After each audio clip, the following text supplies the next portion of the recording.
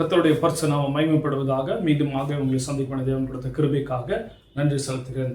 இதனால முக்கியமான காரியம் தலைப்பு என்னவென்றால் உங்களின் ஆவிக்குரிய விடுதலை. இது ரொம்ப முக்கியமான தலைப்பு. ஒவ்வொரு கிறிஸ்தவனும் இன்னைக்கு கிறிஸ்தவ வாழ்க்கையில் ஏன் எனக்கு இப்படி நடக்குது, நாங்கள் முந்தி நல்லா இருந்தோம் இப்படி நல்லா இல்லை, ஏன் இப்படி நடக்குது, நாங்கள் பழைய வீட்டில் நல்லா இருந்தோம் இந்த வீட்டில் வந்தோன்னா எங்களுக்கு பிரச்சனையாக இருக்குது, இல்லை இந்த ஊருக்கு வந்தோன்னே சில காரியங்கள் நடக்குது, நாங்கள் எப்படின்னு எங்களுக்கு தெரியல, எங்களுக்கு திராணிக்கு மிஞ்சிய காரியம் நடக்குது, எங்களால் ஜெயிக்க முடியவில்லை, ஏன் இப்படி நடக்குது, எங்கள் வீட்டில் மாத்திரம் இப்படி நடக்குது, ஏன் எங்களுக்கு நடக்குது, இல்லை நாம் வாழ்கிற தேசத்தில் ஏன் இப்படி நடக்குது, அநேக காரியங்களை குறித்து ரொம்ப சுருக்கமாக ஆனால் ரொம்ப தெளிவாகவும் முடிந்த அளவுக்கு உங்களுக்கு சுருக்கமாக சொல்லித்தர ரொம்ப ரொம்ப முக்கியமான காரியம்.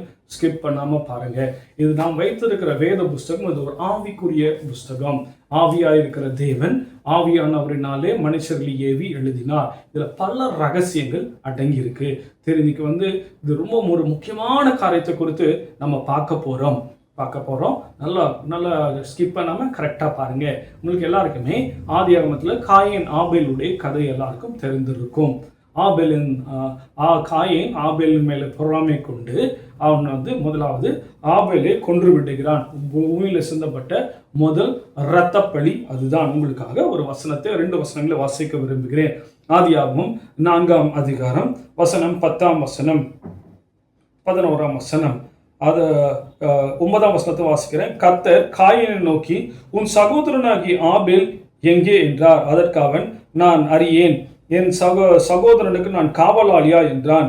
10ஆம் வசனம். அதற்கு அவர் என்ன செய்தார், உன் சகோதரனுடைய இரத்தத்தின் சத்தம் பூமியிலிருந்து என்னை நோக்கி கூப்பிடுகிறது. பூமியில முதல்ல சிந்தப்பட்ட ரத்தம் ஆபேலுடைய ரத்தம். நல்லா கவனிங்க. அந்த சிந்தப்பட்ட ரத்தம் ஆண்டவர் சொல்றாரு, கர்த்தர் சொல்றாரு, அது பூமியிலிருந்து என்னை நோக்கி கூப்பிடுகிறது. அப்போ பூமியில சிந்தப்படுகிற ஒவ்வொரு ரத்தத்துக்கும் சத்தம் உண்டு. அது எப்படி சிந்தப்பட்டதோ அதுக்கான காரியங்கள் அது கூப்பிட்டுக்கிட்டே இருக்கும். இதை குறித்து கொஞ்ச நேரத்தில் நம்ம இதை குறித்து இன்னும் ஆழமாக தியானிக்க போகிறோம். அப்போது பூமியில் முதல் ரத்தம் சிந்தப்பட்ட உடனே ஆவியா இருக்கிற தேவன் இறங்கி வராரு, கத்தராரு, தேவன் இறங்கி வராரு, கேட்குறாரு, என்னாச்சு? பூமியில் சிந்தப்பட்ட ஆபேலின் ரத்தம் என்னை நோக்கி கூப்பிடுகிறது என்று சொல்லுகிறார். அதுக்கு அடுத்த வசனத்தை வாசிக்க வேண்டும். இப்பொழுதும் உன் சகோதரனுடைய ரத்தத்தை உன் கையிலே வாங்கி கொள்ள தன் வாயை திறந்த இந்த பூமியிலே நீ சபிக்கப்பட்டிருப்பாய். நல்லா கவனிங்க.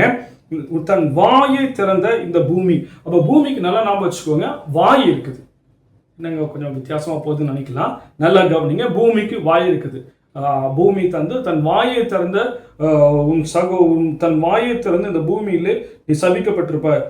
ரத்தத்தை உன் கையில் வாங்கி கொள்ள தன் வாயை திறந்த இந்த பூமியிலே நீ சபிக்கப்பட்டிருப்பாய். அப்போ பூமி எப்போ அந்த ரத்தத்தை வாங்குதோ அப்போ அந்த ரத்தத்தினாலே காயம் சபிக்கப்பட்டவனாக மாறுகிறான். அது மாத்திரம் இல்லை, அடுத்த வசனம் என்ன சொல்லிக்கிறதுனா, நீ நிலைத்து பயிரும் பொழுது அது தன் பலனை இனி உனக்கு கூடாது இருக்கும், நீ பூமியில நிலையற்றவனாலேகிறவனா இருப்பாய். அப்போ எப்பப்பெல்லாம் ரத்தம் சிந்ததோ, ஆபேலின் ரத்தம் சிந்தின உடனே காயின் தன் பூமியிலே தன் வாயை திறந்து, எப்பப்பெல்லாம் ரத்தம் சின்ன பூமி தன் வாயை திறந்து ரத்தத்தை வாங்கிக்கிடுச்சு.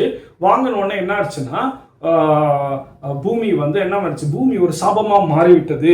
பூமியில நிலத்துல பயிரிடும் பொழுது அது தன் பலனை உனக்கு கூடாது. அப்போ பூமி கூடாது, நீயும் சபிக்கப்பட்டிருக்கான்னு சொல்லியிருக்கு.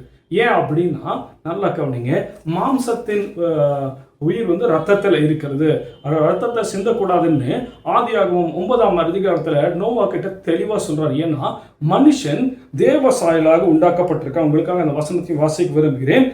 ஆதியாகமம் 9ஆம் அதிகாரம் 5ஆம் வசனம். உங்களுக்கு உயிராக இருக்கிற உங்கள் ரத்தத்துக்காக பழி வாங்குவேன். நல்லா கவனிங்க. பழி வாங்குவேன், சகல ஜீவ ஜந்துக்கள் இடத்தில் மனுஷரிடத்திலும் பழி வாங்குவேன், மனுஷனோட உயிருக்காக அவனவன் சகோதரனிடத்தில் பழி வாங்குவேன். மனுஷன் தேவசாலில் உண்டாக்கப்பட்டபடியால் மனுஷனோட ரத்தத்தை எவன் சிந்தினானோ அவனோட ரத்தம் மனுஷனாலே சிந்தப்பட கடவுது. நல்லா கவனிங்க. அப்போ ஆண்டவருடைய சாயல்ல மனுஷன் உருவாக்கப்பட்டபடியால் அந்த ரத்தத்துக்காக ஆண்டவர் பழி வாங்குவேன்றாரு. அப்போ நல்லா கவனிங்க. இன்னைக்கு வசனம் என்ன சொல்லிக்கிறதுனா, ரத்தம் தேசத்தை தீட்டுப்படுத்தும். நல்லா புரிஞ்சுக்கோங்க. ரத்தம் தேசத்தை தீட்டுப்படுத்தும் இருக்கிறதுலே இது இது உங்க ஆவிக்குரிய உங்களின் ஆவிக்குரிய விடுதலை பாகம் 1. இது நிறைய இருக்கு, உங்களுக்கு கொஞ்சம் கொஞ்சமா சொல்லி கொடுத்து போறேன். இது ரொம்ப முக்கியமான காரியம், நல்லா தெளிவாக கவனிங்கள். லேவியராகமம் 18ஆம் அதிகாரம், இது ரொம்ப முக்கியமான அதிகாரம், நீங்க அப்புறமா போய் படிங்க. இதுல உங்களுக்கு ஒரு சில வசனங்களை வாசிக்க விரும்புகிறேன். 18ஆம் அதிகாரம் 21ஆம் வசனத்தை வாசிக்கிறேன். நீ உன் சந்ததியிலே யாரையாவது மோளேக்குக்கென்று தீ கடக்கும்படிக்கு இடம் கொடாதே, உன் தேவனுடைய நாமத்தை பரிசுத்த குலைச்சலாக்காதே என்று நான் கர்த்தர். நல்ல கவனிங்க. உன் சந்ததியிலே யாரையாவது மோளேக்குக்கென்று தீ கடக்க இடம் கூடாது அப்படின்னா இது என்ன ஆயிடுதுன்னா, இஸ்ரேல் மக்களை சுற்றி இருக்கிற மக்கள், நல்லா கவனிங்க, இஸ்ரேல் மக்களை சுற்றி இருக்கிற மக்கள் மோளேக்கென்று ஒரு வணங்கி கொண்டிருந்தார்கள். அதற்கு தங்கள் குழந்தைகளை சைல்டு சாக்ரிஃபைஸ் நெருப்புல போட்டு அவர்கள் தீக்கடக்க பண்ணினார்கள். அப்போ ரத்தம் சிந்தப்படும், அந்த குழந்தைகளை சாவடிச்சாங்க. இது சாவடிக்கிறதுனால என்னன்னா, தேவ சாயல இருக்க மனுஷனை சாவடிச்சா என்ன ஆகுன்றது அதில் படிக்கிறேன் பாருங்க. 24ஆம் வசனம் வாசிக்கிறேன்.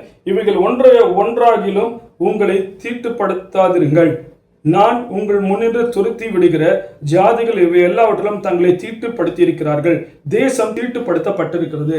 நல்லா கவனிங்க, இஸ்ரேல் மக்கள் கிட்ட சொல்றாரு, இதுக்கு முன்னாடி இருந்து இந்த தேசத்துல இந்த மக்கள் எல்லாம் இந்த பாவத்தெல்லாம் செஞ்சாங்க. இது நிறைய பாவம் இருக்கு, ஒன்னத்தை மாத்திரம் தான் சொல்றேன், அதுக்கப்புறம் அடுத்த பகிர்வில் மற்ற காரியங்கள்லாம் சொல்றேன். அப்போ ரத்தம் தேசத்தை எப்படி தீட்டுப்படும் சொல்லிட்டு வரேன். அப்போ ரத்தம் சிந்தப்பட்டால் தேசம் தீட்டுப்படும். ஏன்னா இதுக்கு முன்னாடி இருந்த ஆளுங்க செஞ்சுட்டு இருந்தாங்கப்பா, இஸ்ரேல் மக்கள் நீங்க இந்த பாவத்தை செய்யாதீங்கன்னு ஆண்டவர் திட்டமும் தெளிவுமாக சொல்லுகிறார். இதெல்லாம் பண்ணா என்ன ஆகும்ன்றையும் சொல்றாரு. 18ஆம் அதிகாரம் 25 வாசிக்கிறேன். ஆகியால் அதன் அக்கிரமத்தை விசாரிப்பேன், தேசம் தன் குடிகளை கக்கி போடும். எங்கெங்கெல்லாம் இந்த பாவங்கள், ஒரு 3 விதமான பிரதானமான பாவங்கள் இருக்கு. எல்லாம் வரும் ரத்த சிந்தல பாவத்தை மாதிரி சொல்லிட்டு வரேன். இந்த ரத்தம் சிந்துறப்போ என்னன்னா, அந்த வாழ்ற தேசம் அந்த மக்களை கக்கி போடும். இந்த 3 விதமான பாவங்கள்ல ஒரு பாவம் சொல்றேன், 3 காரியங்கள் இருக்கு. அடுத்த பகுதியில் அது என்னன்றது சொல்றேன். அப்போ இந்த ரத்தம் சிந்ததுனால என்ன நடக்கும்னா, எங்கெங்கெல்லாம் அந்த ரத்தம் சிந்தப்படுகிறோ அந்த தேசம் சபிக்கப்படும். அந்த மண், புரியுதுங்களா, தேசம்னா மண், அங்க இருக்கிற வாழுகிற மண், பூமி சபிக்கப்பட்டிருக்கும். அவர் சொல்றாரு, உங்களுக்கு முன்னாடி இருக்கிற ஜாதிகள்லாம் அதை தான்ப்பா பண்ணாங்க, இதுக்கு முன்னாடி இருந்த ஜாதிங்க. ஆனா இஸ்ரேல் மக்கள் ஆகி நீங்க கானானுக்குள்ள போறப்போ ஜாக்கிரதையா இருங்க, அந்த தப்பை பண்ணிடாதீங்க.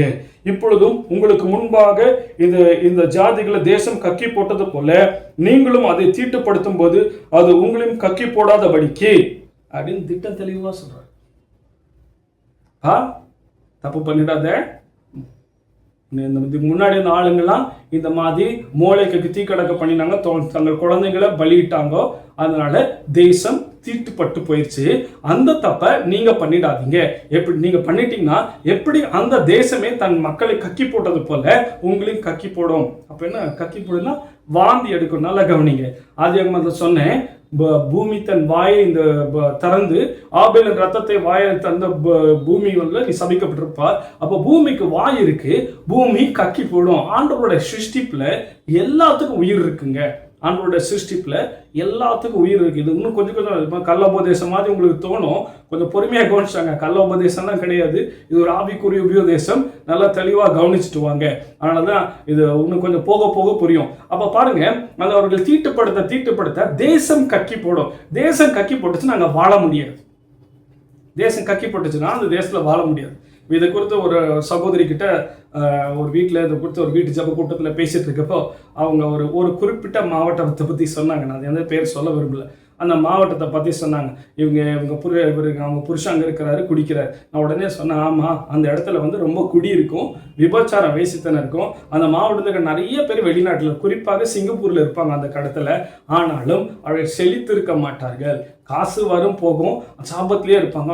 அண்ணா நீங்கள் எப்படி என்ன சொல்கிறீங்க? நாங்கள் என்ன வசனம் தெளிவாக சொல்கிறோம். சில இடங்கள் இருக்குது, நாங்கள் கிராம ஊழியம் பண்ணுறதுனால எங்களுக்கு நிறைய இடத்துல நாங்கள் நிறைய இடம் போகிறோம்ல, எனக்கு நிறைய இடம் தெரியும். ஒரு சில கிராமங்களில் பார்த்தீங்கன்னா அதிகமான விதவைகள் இருப்பார்கள். ஒரு சில கிராமத்தில் நாங்கள் போயிருக்கிறோம், அந்த கிராமத்தில் குழந்தைங்களே இருக்காது, அபோஷன் ஆகிட்டே இருக்கும். ஒரு பாம்பு கனவு காப்பாங்க, குழந்தை இருக்காது. ஒரு பள்ளி ஒரு சத்தம் போகிற மாதிரி கேட்கும், குழந்தை இருக்காது, அது அபார்ஷன் ஆகிடும். பாம்பு கனவு பார்ப்பாங்க, அபார்ஷன் ஆகிடும். இப்படி பார்த்து அபார்ஷன் ஆகிற இடங்கள் இருக்கு. இன்னும் சில கிராமங்கள் நாங்கள் பார்த்துக்கிறோம் அதிகமான குடிகாரர் இருப்பார்கள். இன்னும் சில கிராமங்களை பார்க்குறப்போ அங்கே நிறைய பேர் சூசைட் பண்ணி செத்துருப்பாங்க. அதனால அந்த ஏரியாவில் சில சாபங்கள், அந்த தேசத்தில் அந்த மண்ணில் சில சாபங்கள் ஒட்டி கொண்டு இருக்கும். நான் சொல்றது இப்போ புரியுதா? சொல்றது புரியுதா? புரிஞ்சுக்கணும். அப்போ அந்த பாவ சாபங்கள் அந்த தீட்டுப்படத்துல இடத்துல இருக்கிறப்போ நல்ல கவனிங்க, அதுல செழிக்க முடியாது, வாழ முடியாது, சமாதானம் இருக்க முடியாது, நிம்மதியா இருக்க முடியாது. இப்போ எதுக்கு எங்கள் ஒரு ரத்த சிந்தனை தெரியுதா? நான் ரத்த சிந்தனை பற்றி உங்ககிட்ட நான் வந்து வெளிப்படையாக பேசவே வேண்டாம். நீங்கள் டிவியில் யூடியூப்ல பார்த்தாலே தெரியும் எத்தனை கொலைவெறி தாக்குதல் நடக்குது. அதை விடுங்க, தொழிலுக்காக எத்தனை நரபலி கொடுக்கப்படுகிறது பேப்பர்லாம் வந்துட்டு இருக்கு. ஆச்சா, நரபலி கொடுக்க ரத்தத்தினால தேசம் தீட்டுப்படுத்தப்படும். ரொம்ப ரொம்ப ஜாக்கிரதையாக இருங்கள். ஆண்டவர் சொல்றாரு, இஸ்ரேல் மக்களை பார்த்து சொல்றாரு, இதுக்கு முன்னாடி இருந்த மக்கள் நரபலி கொடுத்து ரத்த பலி கொடுத்தனால அந்த தேசம் அவர்களை கக்கி போட்டது. அது போல நீங்கள் ஜாக்கிரதையா இருங்க, இல்லாட்டினா அது உங்களையும் கக்கி போடுன்றாரு. நல்லா கவனிங்க, அந்த கக்கி போட்ட தேசத்துலயோ அந்த கக்கி போட்ட இருக்கிற இடத்துல அதை வாமிட் பண்ண இடத்துல நீங்க வாழவே முடியவே முடியாது. இது குறித்து என்னாகமத்திலையும் ஒரு வசனம் வருகிறது, உங்களுக்காக நான் வாசிக்க விரும்புகிறேன். என்னாகமம் 35:33 நீங்கள் இருக்கும் தேசத்தை பரிசுத்த குலைச்சலாக்காதீர்கள், ரத்தம் தேசத்தை தீட்டுப்படுத்தும் என்று சொல்றாரு. நீ இருக்கிற தேசத்தை பரிசுத்த குலைச்சலாக்காதீர்கள், ரத்தம் தேசத்தை தீட்டுப்படுத்தும். ரத்தம் சிந்தனோட ரத்தத்தினாலே வேற ஒன்றினாலும் தேசத்துல சிந்துண்ட ரத்தத்திற்காக பாவ நிவர்த்தி இல்லை. அப்போ ரத்தம் தேசத்தை தீட்டுப்படுத்தும். தெளிவா இஸ்ரேல் மக்கள் கிட்ட சொல்லிட்டு வர்றாரு. ஆனாலும் அவங்க தெரிஞ்சுனாங்களா? அவங்களோட இருக்கிற இப்போ அதுக்கு பின்னாடி தாவீதுக்கு அப்புறம் சாலமோனுக்கு அப்புறம் பின்னாடி வந்த ராஜாக்கள்ல பல பேர் இந்த தவறை செய்தார்கள். அதுல ஒரு சில காரியங்களை உங்களுக்கு சொல்லி நான் கடந்து போக விரும்புகிறேன். 2 ராஜாக்கள் 16 ஆகாஸ் அப்படின்னு ஒரு ராஜா, யூத ராஜா, அவன் என்ன பண்ணான்னா 2 ராஜாக்கள் 16 3 வாசிக்கிறேன். இஸ்ரவேலின் ராஜாக்களின் வழியிலே நடந்து கர்த்தர் இஸ்ரவேல் புத்தருக்கு முன்பாக துரத்தின ஜாதிகளுடைய அருவருப்புகளின்படியே தன் குமாரன் முதலாய் தீ கடக்க பண்ணினான். குமாரன் முதல்னா தன் குழந்தையை மோளேக்குக்கு பலியிட்டான். புரியுதுங்களா? அப்போ ஒரு இஸ்ரவேல் ஆண்டவர் வந்து அப்போ மோசே காலத்துல சொல்றாங்க, எப்ப இந்த தப்பு பண்ணினா நீ கக்கி போடுனாரு. இஸ்ரவேல் ராஜாக்களும் சரி, சாலமோனுக்கு அப்புறம் தேசம் 2ஆக பிரிந்து, வடக்கு இஸ்ரவேல், தெற்கு யூதா. இஸ்ரவேல் ராஜாக்கள் எல்லாருமே கெட்ட ராஜாக்களா இருந்தாங்க. யூதால கொஞ்சம் பாதி ராஜாக்கள் நல்லவங்க, பாதி கெட்டவங்களா இருந்தாங்க.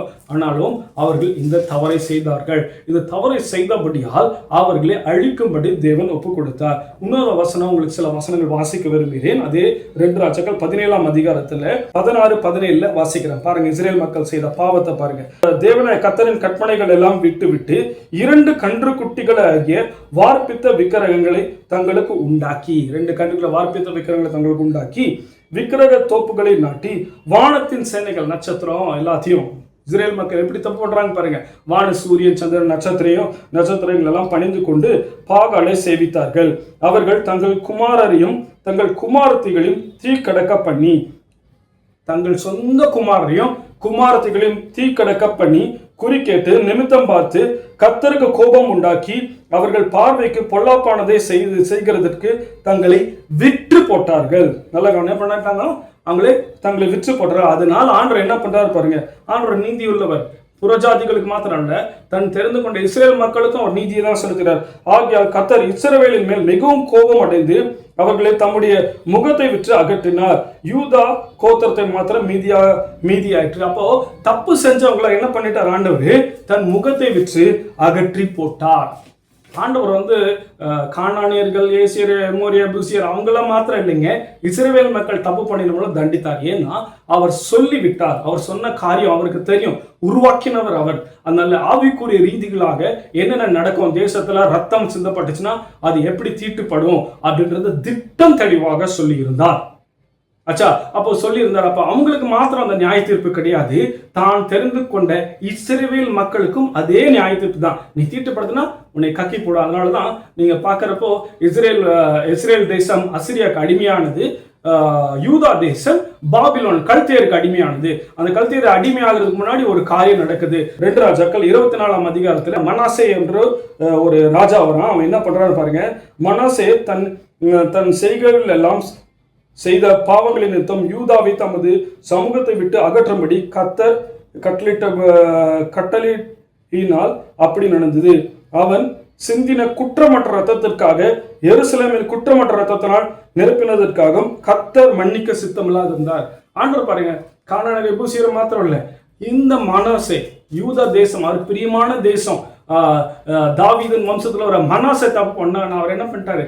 தப்பு தான். அதனால தேசத்தை அவர் அழிக்கும்படியாக அதை மன்னிக்க மாட்டேன்னு சொல்லி விட்டார். மன்னிக்க சித்தம் இல்லாதிருந்தார். அவர் சித்தம் இல்லாத மாத்திரம் இருந்தது இல்லை, அதை அப்படியே விட்டார். அதை கல்தேயருக்கு அடிமையாக போனது. அன்பான சகோதரனே சகோதரியா, ஐயா சரி, இதெல்லாம் இப்போ எனக்கு எப்படி சொல்ல வரீங்க? நல்லா கவனிங்க. அப்போ ஒரு தீட்டுப்பட்ட இடத்துல இருக்கிறப்போ அந்த இடம் அங்க வாழ்ற மனுஷரை கக்கி போடும். நல்லா தெரிஞ்சுக்கோங்க. அப்ப கக்கி போட்ட மனுஷர்கள் அவர் இந்த இடத்துல ஆசீர்வாதமாக வாழ முடியாது. இப்ப புரியுதா ஏன் ஒரு சில இடத்துல போனா ஆசீர்வாதம் இல்லை, ஏன் சில இடத்துல இந்த கொலை வெறி பிடித்த காரியங்கள் ஆவிகள் செயலாற்றி கொண்டிருக்குது? நல்லா கவனிங்க. ஆபேலோட ரத்தம் சிந்தின உடனே கர்த்தர் அவர் ஆவியா இருக்கிற தேவன் முதலாவது இறங்கி வந்தார். அப்போ எப்பப்பெல்லாம் ரத்தம் சிந்தப்படுதோ நல்லா நம்ப வச்சுக்கோங்க, ஒரு ஆவிக்கு பலியிடுற மாதிரி ஆகிறது. அப்போ தேவன் வருவாரு, இல்லாட்டி அதை டூப்ளிகேட் பண்றவன் சாத்தானுடைய காரியங்கள் என்ன ஆண்டவர் என்ன செய்தோ அதை அப்படியே மாத்தி அந்த பிரின்சிபல் கொண்டு வருவான். அப்போ நரபலி கொடுக்கிறப்ப தேவன் இறங்கி வர மாட்டாரு, பிசாசானவன் அல்லது வானமண்டல பொல்லாத ஆவிகள் இல்ல பாதாளத்தில் இருக்கிற ஆவிகள் எழுப்பி வரும்படியாக இந்த பலிகள் செலுத்தப்படுகிறது. அது நரபலியா இருக்கலாம், இல்ல கொலை வெறியா கூட இருக்கலாம். அப்ப அந்த கொலை வரி கொடுக்கிறப்போ அந்த ஆவிகள் செயல்படும் பொழுதுதான் தேசம் ஒரு சமாதானமற்ற நிலைமைக்கு, ஒரு சந்தோஷமற்ற நிம்மதியற்ற நிலைமைக்கு கடந்து செல்லுகிறது. அப்போ அங்க வாழ்ற இருக்கிற யாருமே சமாதானத்துக்கு நிம்மதியா இருக்க முடியாது. நான் சொல்றது வரைக்கும் புரிஞ்சுதா? நீங்க ஒருவேளை இப்பதான் பாக்குறீங்க, திருப்பி ஃபர்ஸ்ட் வந்து கொஞ்சம் ஃபாலோ பண்ணிட்டு வாங்க. அப்போ ரத்தம் தேசத்தை தீட்டுப்படுத்த, தேசம்னா அந்த தேசத்து மண்ணை தீட்டுப்படுத்த, பூமி எங்கெல்லாம் ஆண்ட பூமி தீட்டுப்படுத்துன்றாரு, தேசமே கேள் அப்படின்றாருன்னா he is talking to the earthனா பூமி கூட பேசிக் கொண்டிருக்கிறார். நல்லா கவனிங்க, ரொம்ப முக்கியமான காரியத்தை சொல்றேன். ரத்தம் தேசம் பூமியாகிய மண்ணை தீட்டுப்படுத்தும் என்றால் நல்லா கவனிங்க, அந்த மண்ணில் வாழ்கிற உங்களையும் என்னையும் கூட அது தீட்டுப்படுத்தும். ஐயா எப்படி ஐயா அப்படின்னு கேட்கலாம். நல்லா கவனிங்க, ஆண்டு பூமியின் மண்ணினாலே மனுஷனை உருவாக்கி ஜீவ சுவாசத்தை ஊதினார். அப்ப எப்பெல்லாம் அந்த பூமி தீட்டுப்படுதோ அன்பான சகோதரியே, அந்த பூமியில வாழ்கிற மனுஷனாகிய நாமளும் அந்த மண்ணினால் உருவாக்கினபடியால் மண்ணோட மண்ணாக, அப்போ நம்ம சரீரம் மண்ணினால் கூட அந்த தீட்டு நம்மளை பாதிக்கிறதாக இருக்கிறது. புரியுதா? ரொம்ப முக்கியமான காரியம். ரத்தம் சிந்தல் தேசத்தை தீட்டுப்படுத்துன்னா அதுல வாழ்ற மக்களே உங்களையும் என்னையும், நம்ம கிராமத்துல எங்க வேணா இருக்கலாம், அந்த இடத்தை தீட்டுப்படுத்தின அந்த மக்கள் வாழ்றாங்க உங்களையும் என்னையும் அது தீட்டுப்படுத்தக்கூடும். இன்னும் ஒரு பயங்கரமான ஒரு வசனத்தை உங்களுக்காக வாசிக்க விரும்புகிறேன். இஸ்ரேல் மக்களை பார்த்து ஆண்டவர் ரொம்ப தெளிவா சொல்றாரு, ரொம்ப முக்கியமான காரியத்தை சொல்றாரு. உபாகமம் 32ஆம் அதிகாரம் 17ஆம் வசனம். அவர்கள் தேவனுக்கு பலியிடவில்லை, அவர்கள் அறியாமையினாலே தங்கள் பிதாக்கள் பயப்படாதவன் நூதனமாக தோன்றிய புது தெய்வங்களாக பேய்களுக்கே பலியிட்டார்கள். அப்போ ஆண்டவர் சொல்றாரு, அந்த காலத்துல அவங்க என்ன பண்ண தப்பு என்னன்னா, அவர் தேவனுக்கு பலியிடன்னு நினைச்சிட்டு நூதனமான தேவனாக பேய்களுக்கு பலியிட்டார்கள். ஸோ பலியிடுகிறது என்பது மனுஷனோட ஒரு பூர்வீக பழக்க வழக்கமாக வருகிறது பார்க்குறோம். இது இந்த கானானியர், ஏமோரியர், எபூசியர் அவங்கெல்லாம் பலியிட்டு தேசத்தை தீட்டுப்படுத்தினபடியால் தன் சொந்த தான் தெரிந்து கொண்ட ஜனமாகிய இஸ்ரவேலுக்கு அந்த தேசத்தை கொடுத்தது மாத்திரம் இல்லை, அதை அவர் பரிசுத்தப்படுத்தி அவர் அதை மீட்டுக்கொண்டு அந்த தேசத்தில் இஸ்ரேல் மக்களை வைத்தார். இப்ப என்ன சொல்றாரு, இவங்களும் அதை ஃபாலோ பண்ண ஆரம்பிச்சிட்டாங்க. அப்ப பலி கொடுக்கிற வழக்கம் மனுஷனா காயனுடைய காரன் பலி கொடுக்க ஆரம்பிச்சிருந்து அந்த சாபங்கள் தேசத்தை அப்படியே தீட்டுப்படுத்தி கொண்டே வருகிறது. இப்ப நல்லா யோசிச்சு பாருங்க, நம்மளோட தலைமுறை ரொம்ப முக்கியமான விஷயத்துக்கு வர ஒன்று, தேசத்தை தீட்டுப்படுத்தும் என்பதை நாம் தெரிந்து கொண்டோம். ரத்தம் தேசத்தை தீட்டுப்படுத்தும். ரெண்டாவது, தேசத்தின் மண்ணை தீட்டுப்படுத்தும் என்றால் அந்த தேசத்துல அந்த மண்ணில் வாழ்ற கிராமமோ, அந்த ஊரோ, அந்த தெரு மக்களோ, அந்த பட்டணத்தின் மக்களோ, அந்த எல்லையில் இருக்க மக்களையும் தீட்டுப்படுத்திங்கன்னா நாமளும் மண்ணால் உருவாக்கணும்னு கண்டுபிடிச்சிட்டோம். இன்னும் ஒரு காரியத்தை இருக்கிறேன், ஐயா நான் ஒண்ணுமே பண்ணல, நல்லதுதான். நம்மளுடைய தாத்தா பாட்டி, கொள்ளு தாத்தா கொள்ளு பாட்டி, ஒரு 5-6 தலைமுறை, ஒரு 7-8 தலைமுறைக்கு முன்னாடி கண்டிப்பா பலி செலுத்திருப்பாங்க, பலி செலுத்திருக்க மாட்டாங்களா? கொஞ்சம் யோசிங்க. தாத்தா பாட்டி, கொள்ளு தாத்தா பாட்டி, ஒரு 4-5 தலைமுறை, ஒரு 10 தலைமுறை பலி செலுத்திருக்க மாட்டாங்களா? கண்டிப்பாக செலுத்தி இருப்பார்கள். ஆடு, கோழி எல்லாம் செலுத்தியிருப்பாங்க. செலுத்துறப்ப என்ன சொல்லுங்க, வேத வசனம் சொல்லுகிறது, இஸ்ரவேல் மக்கள் கிட்ட அவர் சொல்றப்ப சொல்றாரு, அவர்கள் தேவனுக்கு பலியிடவில்லை, தங்கள் அறியாமையினால தங்கள் பிதாக்கள் பயப்படாதவைகள் நூதனமாய் தோன்றின புது தெய்வங்களை பேய்களுக்கு பலியிட்டார்கள். அப்போ அவங்களுடைய அறியாமையினால இல்லாட்டி அவங்க துணிந்து போய் அவர்கள் பேய்களுக்கு பலியிட்டு இருக்க கூடும் வாய்ப்புகள் இருக்கிறது. நம்மளுடைய பழைய தாத்தா பாட்டிங்க, கொள்ளு தாத்தா கொள்ளு பாட்டி, அவங்கள பூட்டங்க, அதெல்லாம் அந்த ரேஞ்சில் சொல்றேன். அப்போ அவங்க பலியிடுறப்போ இன்னொரு முக்கியமான காரியம் சொல்றேன். அவங்க பலியிடுறப்போ அவங்க என்ன பண்ணிருப்பாங்க? என்னன்னு சொல்லி பலியிட்டிருப்போம்? என்னை காப்பாத்து, என் குடும்பத்தை காப்பாத்து, என் சந்ததியை காப்பாத்து, என் சொத்தை காப்பாத்து சொல்லிப்பாங்க, சொல்லிக்க மாட்டாங்க. கொஞ்சம் யோசிச்சு பாருங்க. அவங்க பலியிடுறப்ப என்ன பண்ணிருப்பாங்க? கண்டிப்பா அவர் சொல்லியிருப்பாங்க, என் தேசத்தை காப்பாத்து, என்னை காப்பாத்து, என் குடும்பத்தை காப்பாத்து, என் சொத்தை காப்பாத்து, என் சந்ததியை காப்பாத்து, நான் வருஷம் வருஷம் உனக்கு பலியிடுறேன் சொல்லியிருப்பாங்க, சொல்லியிருக்க மாட்டாங்களா? கவனிங்க, நல்லா கவனிங்க. அவங்க சொல்லி பேய்களோட ஒப்பந்தம் போட்டிருக்க வாய்ப்புகள் இருக்கிறது. இன்னைக்கு கிறிஸ்தவ வாழ்க்கையில கூட அநேகர் ஒரு வெற்றியில்லாத வாழ்க்கை வாழாத காரணம் இதுவும் ஒரு பெரிய தடையா இருக்கலாம். இன்னைக்கு அநேக கிறிஸ்தவர்கள் ரட்சிக்கப்பட்டிருக்கிறார்கள், ஆனால் விடுதலை ஆக்கப்படவில்லை. விடுதலை ரொம்ப முக்கியம். அப்போ இப்ப நல்லா கவனிங்க. இப்ப நம்ம முற்பிதாக்கள் பேய்களோட ஒப்பந்தம் போட்டிருக்க வாய்ப்புகள் இருக்கு. நல்லா கவனிங்க. நீங்கள் வந்து ஒரு காரோ, ஒரு பைக்கோ, ஒரு வீடோ வாங்கிட்டு இஎம்ஐலாம் லோனை கட்டி முடிச்சிடுறீங்க. இஎம்ஐலாம் லோனை கட்டி முடிச்ச உடனே அது அந்த வீடு, கார் எல்லாம் உங்களுக்கு சொந்தமாயிடுமா? கிடையாது. நீங்கள் என்ன பண்ணால், வண்டி கார் வாங்கிட்டீங்கன்னா என்ஓசின்னு ஒரு சர்டிஃபிகேட் வாங்க, நோ ஆப்ஜெக்ஷன் சர்டிஃபிகேட். அந்த சாப்பா போட்டால் தான் அது உங்களுக்கு சொந்தம். அது வரைக்கும் அது அந்த ஃபைனான்ஷியல் பேரில் தான் இருக்கும். அந்த மாதிரி நீங்களும் நானும் இதை அறிந்தவர்களாக முற்பிதாக்கள் செய்த ஒப்பந்தத்தை உடைக்கலன்னா அந்த ஒப்பந்தம் இன்னைக்கு வரைக்கும் நம்ம வாழ்க்கையில் ஓடிட்டு இருக்கும். இப்ப புரியுதா எதுக்கு பிரச்சனைன்ட்டு? குந்தி ஓடுற அனுபவம். நம்ம ஜெபிக்கிறோம், நான் விடுதலை இல்லை, ஜெபிக்கிறோம் முடியல, போராட்டம் வந்து என் திராணிக்கு மிஞ்சிய போராட்டம். நான் நிறைய பேர்கிட்ட பார்க்குறேன், இந்த காரியத்தை நிறைய பேருக்கு சொல்லி கொடுத்து சொல்கிறேன். இப்போ தேசம் தீட்டுப்படுத்திருக்கு, ரத்தத்தினால தேசம் தீட்டுப்பட்டிருக்குது. அதனால அந்த தீட்டுப்பட்ட தேசம் என்ன பண்ணும்? அந்த மக்களை வாமிட் பண்ணிடும். அப்போ வாமிட் பண்ணிட்டு அந்த மக்கள் இடத்துல வாழ முடியாது. ஒன்று. ரெண்டாவது, அந்த தீட்டுப்பட்ட இடத்துல நாம் இருக்கிறப்போ நாமளும் வாழ முடியாது. ஏன்னா நாமளும் அதே மண்ணினால் உருவானவர்கள். அப்போ அதை நம்மளையும் பாதிக்கும். ரெண்டாவது காரியம் என்னவென்றால், நம்மளுடைய முற்பிதாக்கள் செலுத்தின பலிகள், ஒருவேளை ஆடு, கோழி, பன்னி, மாடெல்லாம் மாத்திரம் ஒருவேளை நரபலி கூட கொடுத்திருக்க வாய்ப்புகள் இருக்கலாம். சொல்றது புரியுதா? அப்போ இதுல இருந்து நான் எப்படி தப்பித்துக் கொள்ள வேண்டும்? ஏன் எனக்கு ஊழியத்துல ஒரு ஒரு வளர்ச்சி இல்லை? ஏன் சபையில் மக்கள் வரவில்லை? ஏன் இந்த இடத்துல நான் சபை வச்சிருக்கேன், சபை மக்கள் வரல? ஏன் இன்னைக்கு ஒரு ஜாதி கலவரம் வந்துட்டு இருக்கு? ஏன் இந்த இடத்துல மத கலவரம் வந்துட்டு இருக்கு? ஏன் இங்க ரத்த சிந்தல் நடந்துருக்கு? எப்ப பார்த்தாலும் கொலை நடந்துட்டு இருக்கு. நாங்கள் ஒரு கிராமத்துல ஒரு சின்ன சர்ச் கட்டி கொடுத்தோம் 2013. இந்த இடத்துல பயங்கரமான போராட்டம். அந்த இடம் நான் இதெல்லாம் சொல்ல விரும்பல, நிறைய காரியங்கள் இருக்கு, சோஷியல் மீடியாவில் சில காரியங்கள் சொல்ல முடியல. அந்த இடத்துல பயங்கரமான போராட்டம். வாரத்தில் 2 மேஜர் ஆக்சிடென்ட் ஆகும். கத்தர் அந்த இடத்துல தேர்ந்தெடுத்து கொடுத்தா அதை கட்டுற வரைக்கும் பல போராட்டங்களை சந்தித்தோம். கட்டி முடித்தோம். அந்த ஸ்ட்ரீட்டில் அந்த ஹைவேல ஆக்சிடென்ட்டே கிடையாது.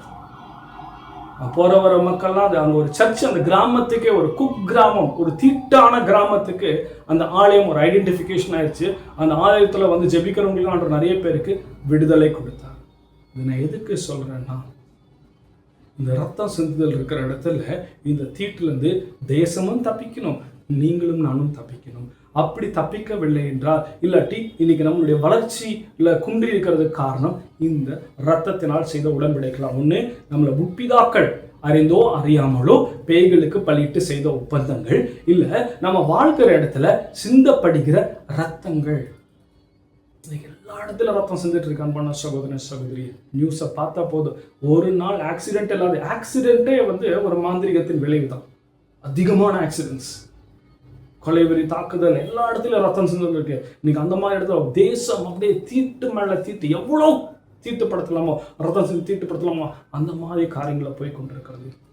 கிறிஸ்தவர்களாக நம்மளுடைய வாழ்க்கையில கூட அதே மாதிரி நிறைய போராட்டங்கள் சந்திச்சுட்டு இருக்கோம். முற்பிதாக்களை பண்ணோம். இப்போ உங்களுக்காக நான் ஒரு ஜெபத்தை சொல்லி கொடுக்க போறேன். நல்லா கவனிங்க. ஃபர்ஸ்ட் நாம விடுதலை ஆகணும். ரெண்டாவது நம்ம குடும்பத்தை விடுதலை கூட நடத்தணும். மூணாவது நாம் இருக்கிற இடங்கள், நீங்கள் இருக்கிறது இந்த வீடியோவை நீங்கள் எங்கேருந்து பார்த்துட்டு இருந்தாலும் சரி, நீங்கள் இருக்கிற இடத்தின் விடுதலைக்காக ஜெபிக்க வேணும்.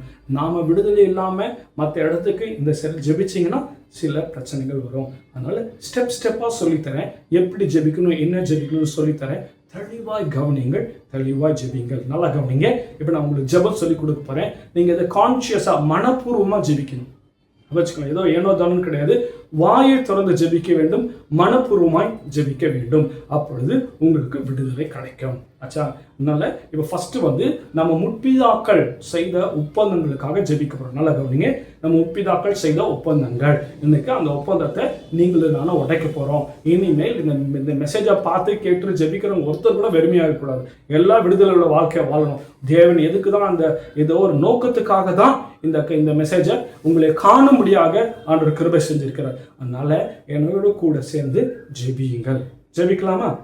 எல்லாம் கண்ண முடிங்க. நல்லா கவனிங்க. உங்க வாயை திறந்து பேசுங்க. கொஞ்ச நேரம் உங்க சிந்தனை ஒருமுகப்படுத்துங்க. ஸ்க்ராலிங் எல்லாம் விட்டுருங்க. கொஞ்ச நேரம் ஒருமுகப்படுத்துங்க. நான் சொல்ற ஜெபத்தை அறிஞ்சு புரிஞ்சு மனப்பூர்வமா சொல்லுங்க. அன்புள்ள இயேசுராஜா, என்னை தாழ்த்தி உம்முடைய கரத்துல ஒப்பு கொடுக்கிறேன். ஏசப்பா,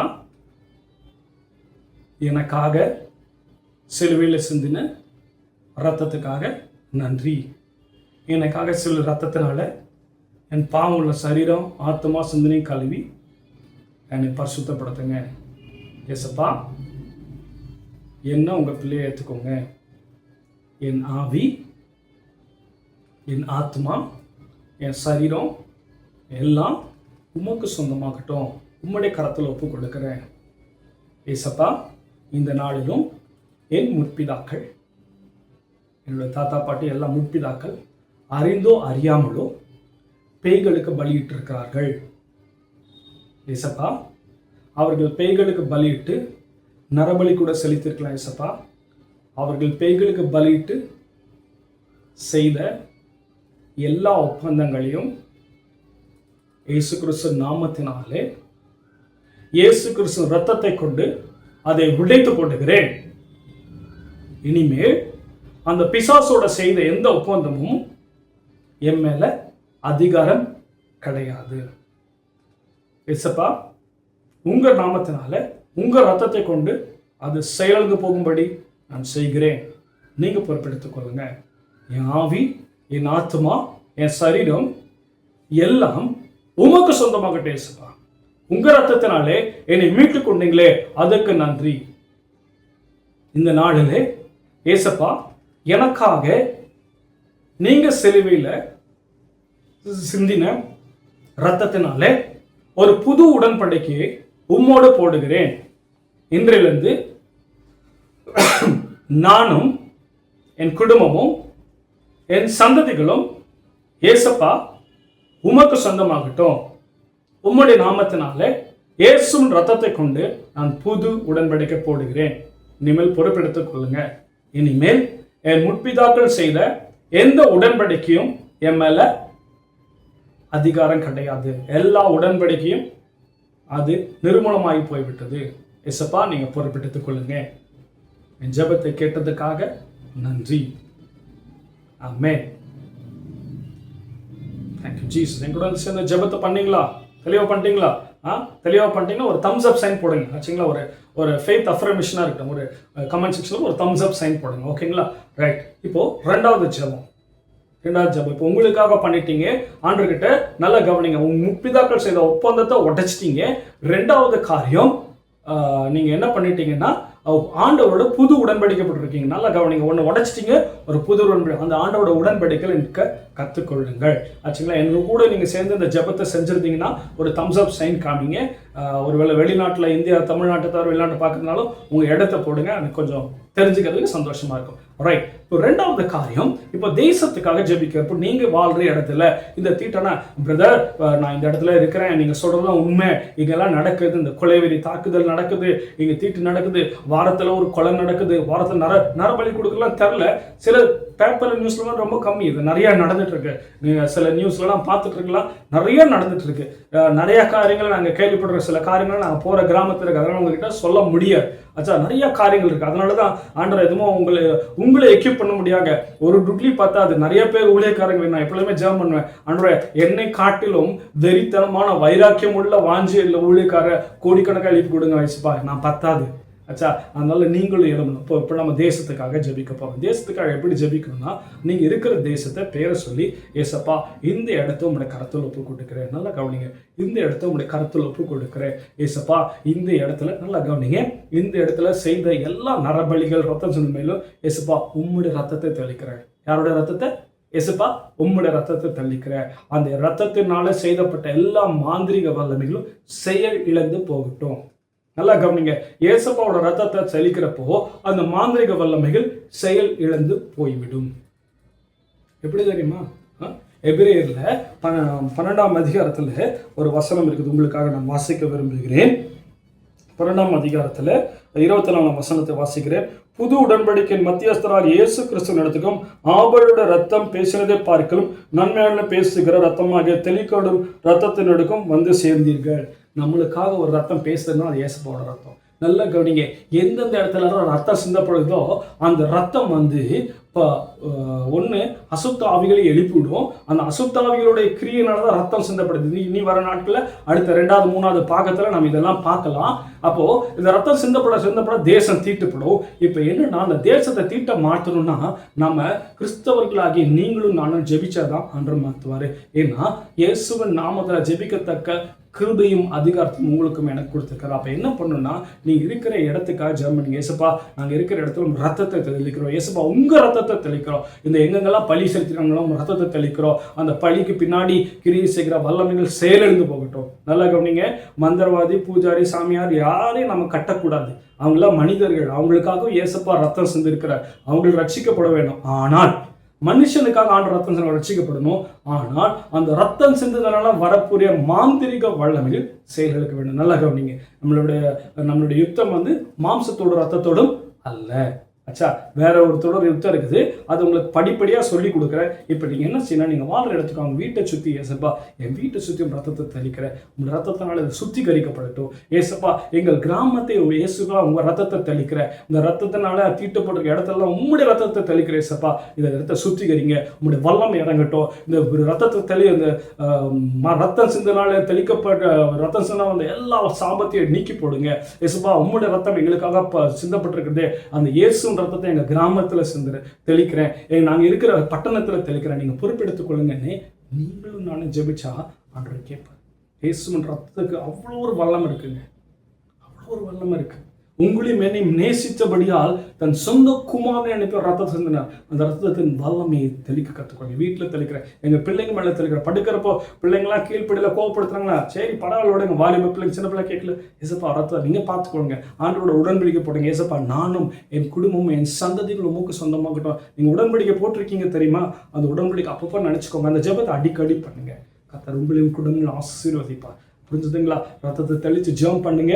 கர்த்தர் நீங்க வாழ்ற இடத்தின் தீட்டுகளை அதை அகற்றி போடுவார், அதன் வல்லமையை அதை நிர்மூலமாக்கி போடுவார். ஆச்சுங்களா? நீங்க இந்த மெசேஜை கேட்டுட்டு ஒருவேளை ஜெபித்ததுக்கு அப்புறம் நீங்க இந்த ரிசல்ட்லாம் பார்த்தீங்கன்னா கூட உங்களோட டெஸ்டிமோனியை ஒரு சின்னதாக நீங்க உங்க கமெண்ட் செக்ஷனில் ஷேர் பண்ணலாம். இப்பொழுது நான் உங்களுக்காக ஜெபிக்க இருக்கிறேன். நல்ல கவனிங்க, இது பாகம் 1, பாகம் 2, 3 நிறைய பாகங்கள் கொடுக்குறேன். நாங்கள் போன கிராம ஒழித்தோட எக்ஸ்பீரியன்ஸ் நிறையா இருக்கு. இனி வர நாட்கள்லாம் நான் உங்களுக்கு சொல்லி கொடுக்குறேன். இப்போ இந்த ரத்தத்தினால் இருக்கும் தீட்டுலேருந்து எப்படி தப்பிக்கணுன்றதை நீங்கள் கற்றுக்கொண்டீர்கள். இது நல்லா கவனிங்க. இந்த மெசேஜை நீங்கள் முடித்த அளவுக்கு நீங்கள் கிறிஸ்தவ சகோதர சகோதரிக்கு ஷேர் பண்ணுங்க. ஏன்னா இன்னைக்கு கிறிஸ்தவ சகோதர சகோதரிகள் வெற்றி இல்லாத வாழ்க்கை வாழ்ந்துட்டு இருக்காங்க. இந்த ரத்தத்தினால தீட்டுப்பட்ட இடத்துல இருக்காங்க. இந்த ரத்த உடன்படிக்கையில் மாட்டிக்கொண்டிருக்கிறாங்க. எத்தனையோ முற்பிதா உடன்படிக்கை மாட்டிக்கொண்டு இருக்கிறதுக்கு வாய்ப்புகள் இருக்கிறது. அதனால இந்த காரியத்தை, இந்த மெசேஜை நீங்கள் ஷேர் பண்ணுங்க, லைக் பண்ணுங்க, சப்ஸ்கிரைப் முதல் தடவை பார்க்குறீங்க சப்ஸ்கிரைப் பண்ணுங்க, இதை ஷேர் பண்ணுங்க. சரிங்களா? இப்போ நான் உங்களுக்காக முக்கியமாக ஜெபிக்க இருக்கிறேன். உங்களுடைய கருத்துல இந்த ராஜா என்னோட கூட ஜெபித்த ஒவ்வொரு பிள்ளைகளை ஒப்பு கொடுக்கிறேன். அன்றே இந்த அறிக்கை ஜெபம் பிள்ளைகள் ஜெபித்த ஒவ்வொரு பிள்ளைகள் மீதும் உங்களுடைய விசேஷித்த கிருபை இறங்கட்டும் ராஜா. அப்பா, இந்த நாளிலும் தாப்பனே அன்றே என் பாவங்களை என் முற்பிதாக்களின் பாவ சாபம் சொல்ல இருந்த தேவன் தாமே அன்றே என்னோட ஜெபித்த பிள்ளைகளோட பாவ சாபம் முற்பிதாக் பாவம் சொல்ல அறைந்து விட்டதுக்காக நன்றி. அன்றே உங்களுடைய வல்லமை பாய்ந்து செல்லட்டும் அப்பா. என்னோட ஜெபிக்கிற ஒவ்வொரு பிள்ளைகளுடைய வல்லமை இறங்கட்டும் ராஜா. அன்றே அவர்கள் எந்த இடத்துல தீட்டுப்பட்ட இடத்துல இருந்தாலும் உங்களுடைய ரத்தத்தை தெளிக்கிறோம் அப்பா. அன்றே அந்த உம்முடைய ரத்தத்தின் வல்லமை இறங்கட்டும் ராஜா. அன்றே அங்க இருக்கிற எல்லா மாந்திரிக வல்லமைகள் செயலிழந்து போகட்டும் இயேசுவின் நாமத்தினால. அப்பா, உம்முடைய கரத்தில் ஒப்பு கொடுக்கிறோம். உம்முடைய பிள்ளைகளோட ஆவி ஆத்மா சரீரம் உமக்கு சொந்தமாகட்டும் ராஜா. அன்றே இந்த நாள்ல ராஜா அவர்கள் ஜெபித்து ஒப்பந்தம் போட்டிருக்கிறார்கள். இனிமேல் அது முற்பிதாக்கள் பிசாசோடு சேர்ந்த எந்த ஒப்பந்தத்துக்கும் ஆடு கோழி மனுஷன் நரபலி எது கொடுத்தாலும் எந்த ஒப்பந்தத்துக்கும் இன்றையிலிருந்து என்னோட ஜெபித்தப்பட இனிமேல் எந்த ஒப்பந்தத்துக்கு அதிகாரம் இல்லை. கர்த்தருடைய ஆளுகைக்குள் இவர்களை ஒப்பு கொடுக்கிற தேவ ஆளுகை மேல் இறங்கட்டும் ராஜா. விடுதலை உண்டாகட்டும், கட்டுகள் விடையட்டும் ராஜா. பிள்ளைகள் விடுதலை உண்டாகட்டும், ஆத்மால விடுதலை உண்டாகட்டும், சரீரத்தில் விடுதலை உண்டாகட்டும், ஆவியில விடுதலை உண்டாகட்டும், சிந்தனையில விடுதலை உண்டாகட்டும் இயேசுவின் நாமத்தினால. பாவமுடைய கரத்தில் ஒப்பு கொடுங்க. விடுதலை உண்டாகட்டும் ராஜா. உங்களுடைய ஜீவ ஒளி இவர்கள் மேல் இறங்கட்டும் ராஜா. இப்ப பேசிக் கொண்டிருக்கும் பொழுது என்னோட ஜெபிக்கிற ஒவ்வொரு சகோதர சகோதரிகளும் உங்களுடைய பரலோகத்தில் ஜீவ ஒளி இறங்கட்டும் ராஜா. அன்றைய இருளின் ராஜ்யங்கள் இருளின் காரியங்கள் வெளியேறட்டும் இயேசுவின் நாமத்தினால. தேவ ஆளுகைகள் ஒப்பு கொடுக்கிறேன். தேவ ஆளுகைகள் ஒப்பு கொடுக்கிறேன். அப்பா, உங்களுடைய ரத்தத்தினால மீட்டுக் கொண்ட பிள்ளைகள் அப்பா, இனிமேல் இந்த பிள்ளைகள் மேல எந்த பிசாசுக்கும் அதிகாரம் இல்லை. அதிகாரம் எல்லா அதிகாரம் சிலுவையில உரித்து கொண்டிருக்கிறாச்சா. ரத்தத்தின் வல்லமை கிரியை செய்யட்டும் இசப்பா. பிள்ளைகளை வாழ்ந்து சுகித்திருக்கட்டும். கடன் பிரச்சனைகள் மாறட்டும். கர்ப்பப்பை பிரச்சனைகள், குழந்தை இல்லாத பிரச்சனைகள் எல்லாம் மாறட்டும் ராஜா. அன்றைய கரத்தில் ஒப்பு கொடுக்கிறோம். இந்த நாளில் உங்களுடைய ரத்தம் இந்த பிள்ளைகள் மேல் தெளிக்கப்பட்டிருக்கிறதுக்காக சோத்திரம். இந்த பிள்ளைகள் ரத்தத்தோட உடன்படிக்கை பண்ணியிருக்கிறார்கள் ராஜா. உடன்படிக்கை பண்ண பிள்ளைகளை கர்த்தர் அங்கீகரிப்பாங்க. அந்த குடும்பங்கள் அங்கீகரிப்பாங்க. அந்த சந்ததிகள் அங்கீகரிப்பாங்க. இது உமக்கு சொந்தமாகட்டும். என்னோட ஜெபிக்கிற ஒவ்வொருத்தரும் பொறுப்பெடுத்துக் கொள்ளுங்க. விடுதலை உண்டாகட்டும். செய்யும் தொழில் ஆசீர்வாதம் உண்டாகட்டும். ரத்தத்தை தெளிக்கிறோம்ப்பா. அவள் வருமானத்தின் வந்து ரத்தத்தை தெளிக்கிறோம்ப்பா. வருமானத்தை மீதமெடுத்து கிருபைகளை தாங்க. எல்லா வீண் செலவுகளையும் பாதுகாத்துக் கொள்ளுங்க. பிள்ளைகளை ஆசீர்வதிங்க. சாட்சியாவீங்க. குடும்பம் சாட்சியா இருக்கட்டும். தேவ நாம மகிமைப்படுவதாக. கேட்பதுக்கு மேல கிரிச்சை போறதுக்காக இயேசுவினால் ஜெயமடி ஜெபிக்க நல்ல பிதாவே. ஆமென், ஆமென். God bless you. ஆண்டவர் உங்களை ஜெபத்தில் உங்களோட இடைப்பட்டிருப்பான்னு நான் விசுவாசிக்கிறேன். உங்கள் சாட்சியை உங்களை சின்ன இதாக நீங்கள் பகிர்ந்துக்கலாம். உங்களுடைய கமெண்ட் செக்ஷனில் போடுங்க. அநேகருக்கு இதை ஷேர் பண்ணுங்கள். இது ரொம்ப முக்கியமான காரியம். அநேகருக்கு ஷேர் பண்ணுங்கள். கர்த்தர் உங்களையும் குடும்பத்தையும் ஆசீர்வதிப்பாராக. தொடர்ந்து அந்த நோட்டிஃபிகேஷன் பட்டனை கிளிக் பண்ணுங்க. இன்னும் நிறையா காரியங்களை உங்களுக்கு சொல்லிக் கொடுக்க போகிறேன். கர்த்தர் உங்களையும் குடும்பங்களை ஆசீர்வதிப்பாராக. God bless you.